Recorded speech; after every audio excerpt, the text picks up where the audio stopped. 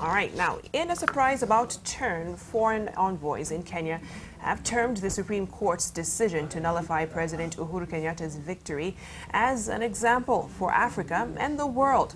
This after international observers had given the presidential election 2017 a clean bill of health. In a statement sent to newsrooms 2 hours after the 11 a.m. ruling and signed by 24 foreign ambassadors, the envoys also congratulated the Kenyan people for showing patience and confidence in the legal system, adding that no presidential election in Kenya has ever been nullified before.